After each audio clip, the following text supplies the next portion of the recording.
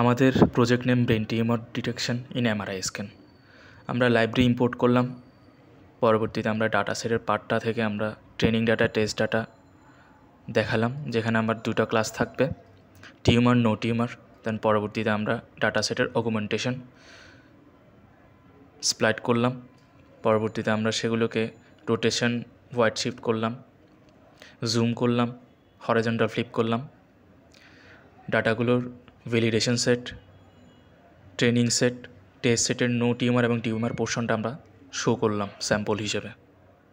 তারপর ক্লাস ওয়েটগুলো বের করলাম আমরা।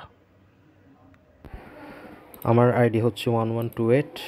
এখানে প্রথমে আমরা সিম্পল CNN এটা ইউজ করছি, তারপরে VGG16 ইউজ করছি, তারপরে এফিশিয়েন্ট নেট ইউজ করছি, তারপর আমরা ডেন্স নেট ইউজ করছি, তারপর সবার লাস্টে আমরা রেস নেট ইউজ করছি।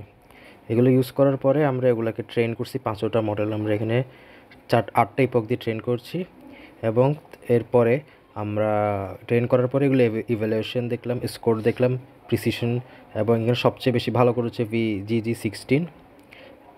আর এরপরে আমরা এগুলো প্লটিং করেছি। আর এখানের মধ্যেও আমরা দেখতে পাচ্ছি যে VGG16 সবচেয়ে বেশি ভালো করেছে, অন্যদিকে এফিশিয়েন্ট নেট সবচেয়ে খারাপ পারফরমেন্স করেছে। এই পার্টে আমরা VAC 16 এবং ডেন্স নেট 121 মডেলের ফাইন টিউনিং করলাম। দেন পরবর্তীতে আমরা এই দুটো মডেলের এভলিউশন বের করলাম, তাদের অ্যাকুরেসি বের করলাম। তার পরবর্তীতে আমরা এফিশিয়েন্ট নেটের আমরা ফাইন টিউনিং করলাম, সেটার আমরা এভলিউশনও বের করলাম। এবং এই 3টা মডেলের ফাইন টিউনিং করে এভলিউশনের প্লটগুলো অ্যাগেন আমরা শো করলাম। দেখা যাচ্ছে 3টা মডেল ফাইন টিউনিং করে কোনো চেঞ্জ হয়নি, মডেলের অ্যাকুরেসি যেমনটা ছিল তেমনটা আছে। এখানে আমরা প্রত্যেকটা মডেলের কনফিউশন ম্যাট্রিক্স বের করলাম,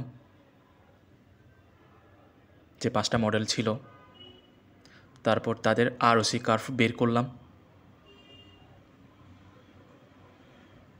তারপর সামারি ম্যাট্রিক্স টেবল করে তাদের অ্যাকুরেসি শো করলাম, কম্পারিজন করলাম তাদের মডেল অ্যাকুরেসি এবং মডেল লস অ্যাকুরেসি। তারপর তাদের ট্রেনিং প্রোগ্রেস হিট ম্যাপটা শো করলাম প্রত্যেকটা মডেলের।